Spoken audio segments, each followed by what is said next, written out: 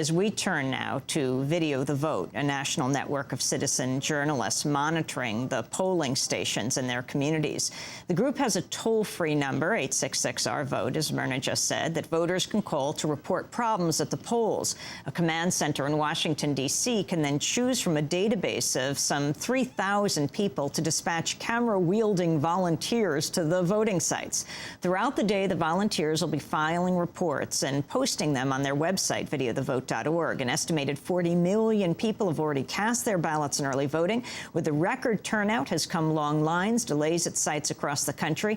These are some of the voices of early voters in Ohio, Florida, and Colorado. We walked for 3 miles from campus to come down to Vets Memorial to vote. I mostly was just going to escort this guy because it was a nice day, and then decided to stand in line. Which took 6 hours, 7 hours. 6.5 hours. 6.5 hours. Early voting site in St. Petersburg. You see the people waiting, long lines. Somebody even brought out some music. 7 hours, guys. 7 hours. It's 10 o'clock now, and we're just getting out, and it was just lines, lots of people. Two kids here. We were just making history. First time voting. My boy and I got here right at 2:30. It's going on 4:30, so we've been here 2 hours. I'm a little annoyed with the election process. I'm a little disturbed by how they're treating new registrants in Colorado. Did you know they had 6 polling places 2 years ago? No. They only have 3 this year. No, I didn't. Like I said, I'm new here. I'm from a state where my vote never counted before, so it's kind of fun to be in this one. But yes, I'm underwhelmed by the voting process. I'm from Baltimore, Maryland. We don't have early voting. I didn't really know what it was, but I came down just because I saw how, Ohio is a battleground state. I wanted to get my vote out the way, and just to make sure, that I didn't have to take any time off of work. Just to, that's why I came down. But I did not expect to stand in line for 7 hours. I really did not. That video courtesy of videothevote.org. Ian Anabakol is on the video stream with us right now. He's co-founder of Video the Vote. Welcome to Democracy Now! Thank you, Amy. It's great to have you with us. Well, tell us what's happening on this historic day. Well, Video the Vote has 3,000 citizen journalists out in the field today monitoring the polling locations all over the country. We've already seen a number of problems, particularly with electronic voting machines breaking down, in particular Richmond, Virginia, also in Northern Virginia. There's a number of long lines due to the broken down machines. We're also seeing in Philadelphia that there's a number of broken down machines which are resulting in people needing to vote on paper ballots, but there seems to be not enough paper ballots allocated to the polling locations this morning, so people are being told to come back later on in the day.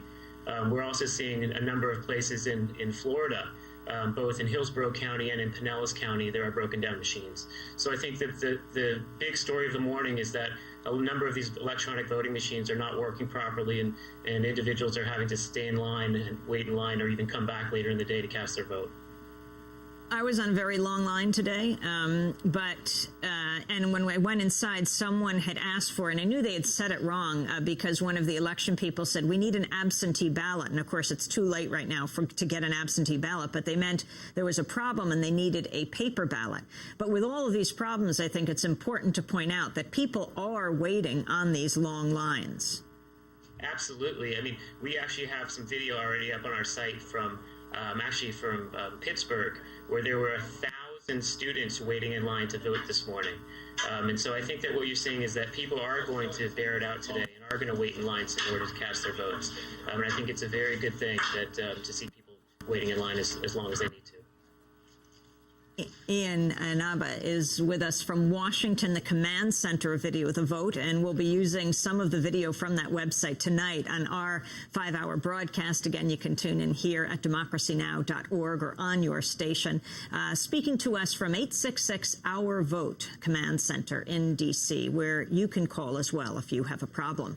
We wrap up now with another important issue that it's not about the U.S. election, but is related to this day, November 4th, the Federal Communications Communications Commission scheduled to decide on a measure that could expand wireless broadband internet access to more of the country. The FCC will vote on whether to allow the unlicensed use of so-called white-space television spectrum for wireless internet services.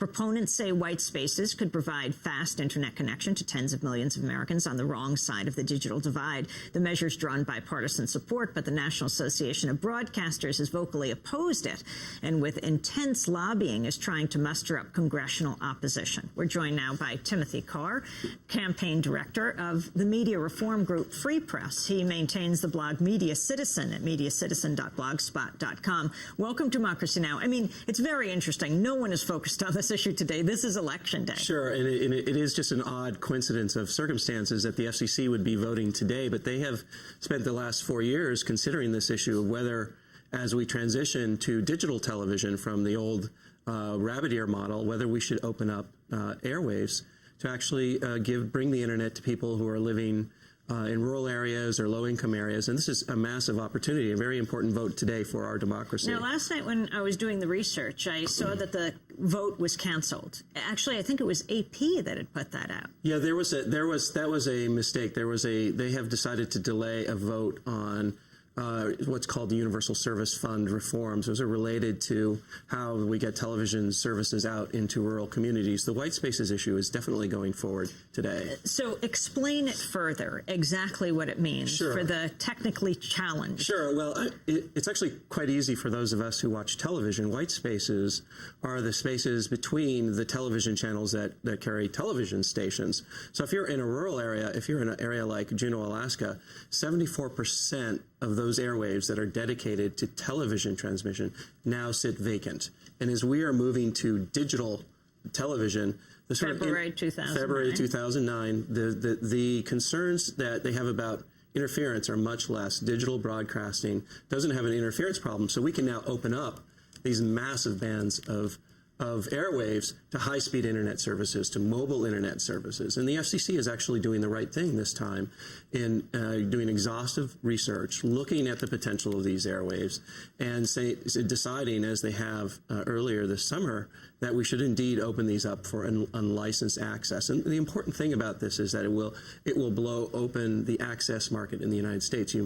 You may know that the United States is now 22nd in the world in terms of our internet penetration and services. We're falling progressively behind other developed countries, and we need to find new technologies, new ways to get more people connected. What is the origin of this bill that's being considered today, or this, what do you call it, a resolution? It's an order that the FCC, it has come through a very, very long process. The FCC has been studying this issue for 4 years. They opened up what's called the public docket.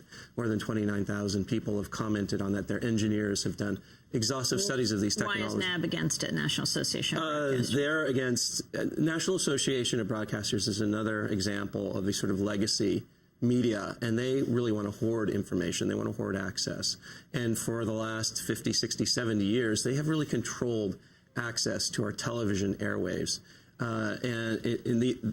This is billions of dollars in money that the government has given away to broadcasters, television stations for free. And so they have been very aggressively opposing any sort of innovation that might threaten their control of the airwaves, that might threaten their control of information. What do you expect the vote to be today? There's 3 Republicans, 2 Democrats on the FCC. We're very optimistic. We think we're fairly confident that there'll be a unanimous vote to determine to open WhiteSpaces for unlicensed use. Well, Tim Carr of Free Press, thanks so much for joining, and that does it for our show. Remember, tune back here tonight, 7 to midnight Eastern Standard Time. Democracy Now! Will be joining with many other organizations and bring you a 5-hour live broadcast. Go to our website for details at democracynow.org. That's 7 to midnight Eastern Standard Time. Tomorrow morning, 8 to 10, also Eastern Standard Time, expanded broadcast.